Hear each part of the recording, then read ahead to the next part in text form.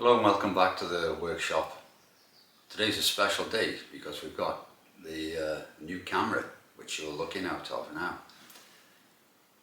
I thought I'd buy a new camera, no more shaky videos. Quite a nice little unit, it's made by Sony. I can't remember what model it is, but it's quite a nice unit. I got a tripod and one or two other bits and bats with it as well. But anyway, I thought what we would do is just have a quick look at the workshop, because I'm doing this as a test with the camera. I don't know anything about these video cameras, so I'm learning as I'm going along. So this is just really a test video, but we'll have a look at the workshop, and then maybe we'll have a look at what we're doing on the milling machine, and perhaps we can get some better footage of exactly what's going on here. Alright, you're standing in the centre of the workshop now, and you're looking towards the main door, which is behind me. That's the main entrance for me bringing any machinery and equipment in here. And just to my left here is the personnel door. What I'm going to do is go to the camera, and I'm going to rotate the camera slowly and just show you where everything is, so you can see how the workshop's laid out. Let's just have a look at this. Okay, right there obviously you can see my chair, which is extremely useful. You need somewhere to sit down every now and then in the workshop. Standing on your feet all day, it can be quite tiring, and especially if you're doing very long cuts. We've done a lot of work on the planer machine, and we've seen how long it takes to do work on that. So anyway, let's have a look.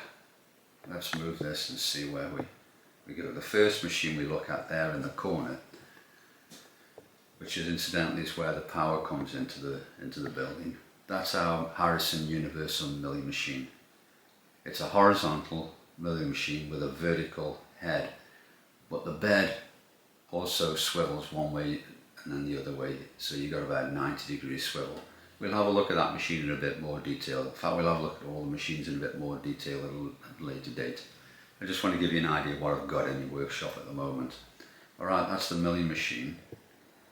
Let's move around next to our friend the planer. We've seen that before, haven't we? Yeah, and we've got the overhead drive there that we built for it. I've got some shelving at the back there, various nuts and bolts, fasteners and things in. You can see, if you can see that, but underneath the planer table there, I use that for storage. I've got things like my rotary table, dividing head, big angle plate and other things. There's our diesel heater that we need for the winter time. Important piece of equipment for your workshop. Nothing worse than being frozen to death and trying to do a job, especially with your fingers. You know, it's extremely difficult. When you get older, you'll feel that, no doubt you feel the pain just like me.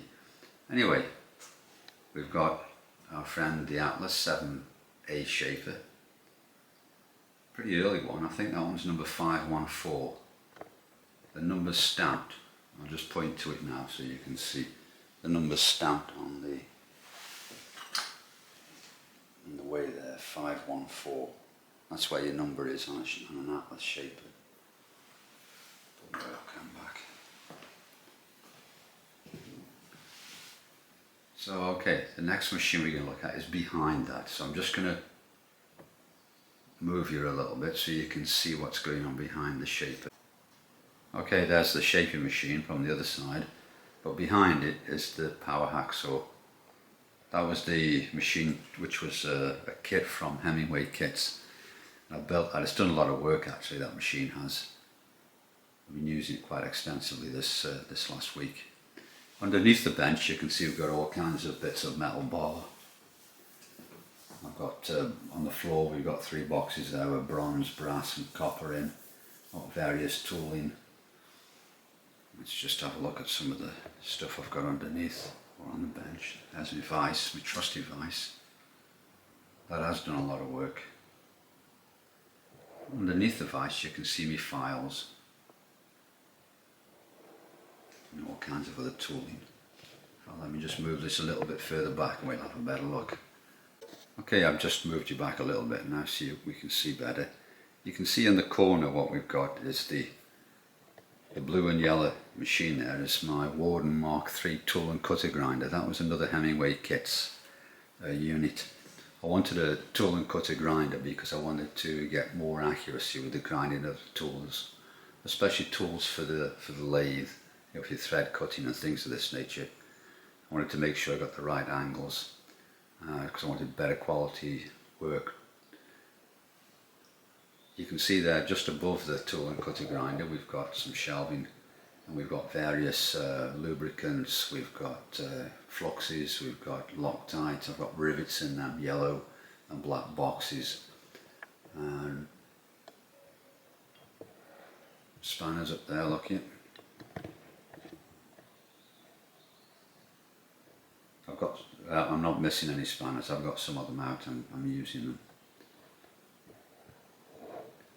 Here you can see our drilling machine. That was probably one of the first machines I bought years ago now. Bought new anyway. I used to have, well, my dad and myself used to have a workshop at his house. I had all kinds of tools there with my dad.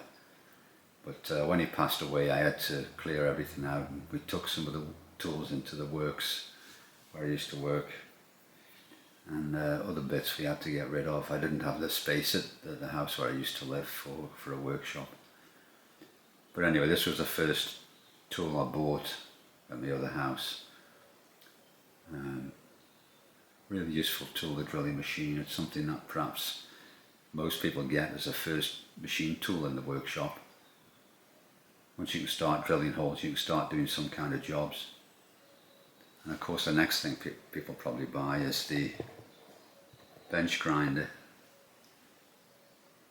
So once you've got a workbench, you've got a vise, you've got a bench drill or a pillar drill, you've got a bench grinder or an offhand grinder, you can start doing some things then. Well, we've got another bench there.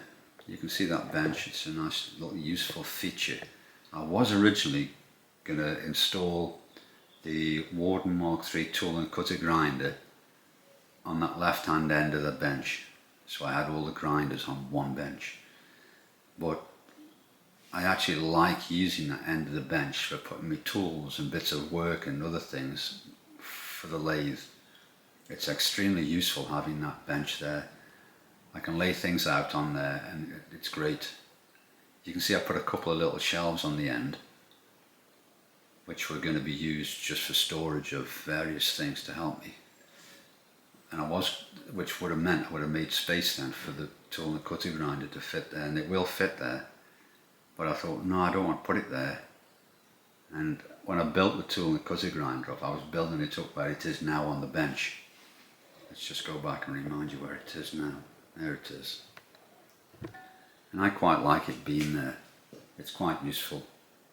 On the other side of that I've got me TIG welding, stick electrode stuff. I've got my gas bottle down there in the corner, you can see. So anyway, that tool and cutter grinder is going to stay there for the time being. I'm not going to move it.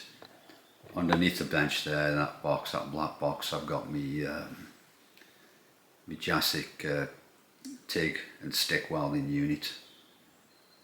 I've got me oxyacetylene gauges and things in that box behind. I haven't got any bottles yet. I used to have them, but I got rid of them when my dad passed away.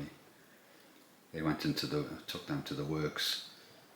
But anyway, let's move you again and we'll have a look at the lathe. Alright, this is the Myford lathe. It's a Super 7 connoisseur lathe.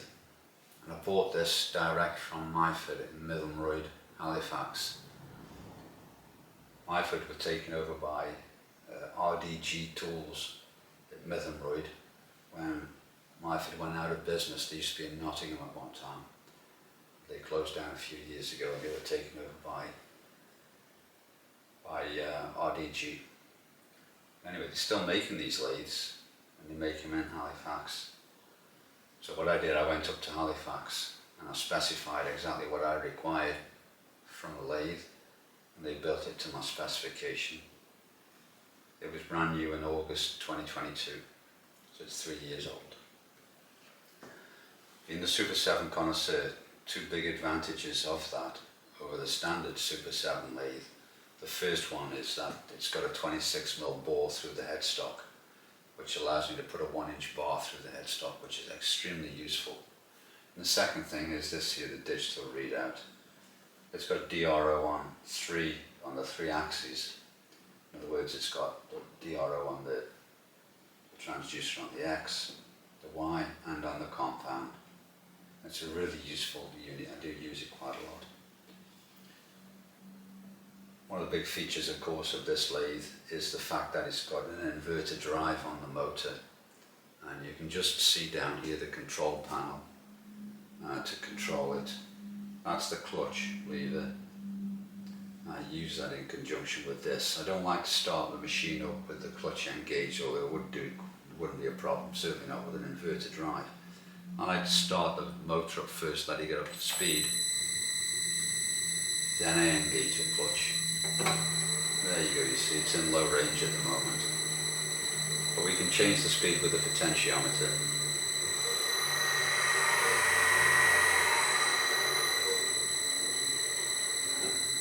There you go.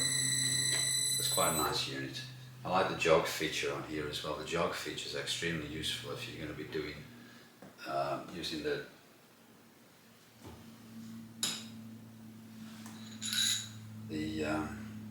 tailstock die holder. Couldn't think for a minute what it was called then.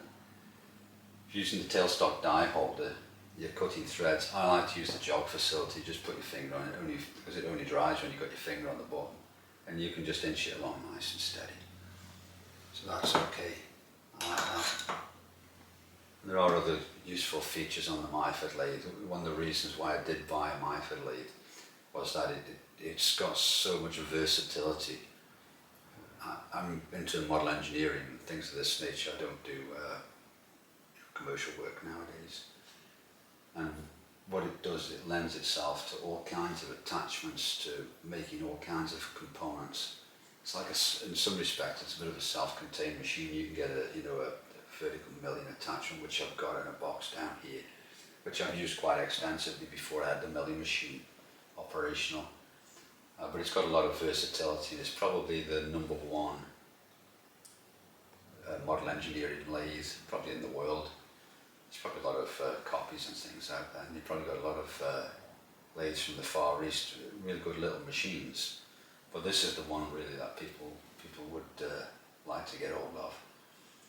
But it's an extremely useful machine. I've done a lot of work on it so far, and I quite like it. I really do like it. I've made a lot of tooling for it as well. I bought a lot of tooling with it when I bought the machine, and I've been accumulating quite a bit of stuff. And you can probably see just in the background here a lot of tool holders. I've got all kinds of tips. I made sets of boring bars and other things at the back there. But anyway, we'll look at that in a bit more detail at another day. But we'll just complete the look around the workshop. See if we can give you a better view, just to see what it looks like. I'll just move my chair.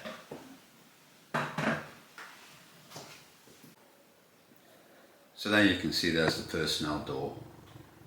That's the corner with the PPE stuff there.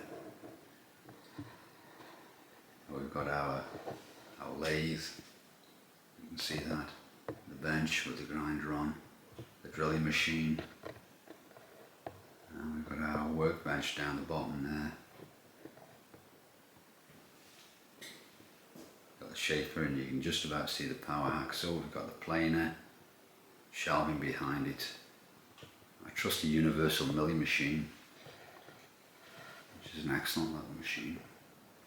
And then of course we've got the power supply in the corner, and we've got the main access door here for machinery and equipment.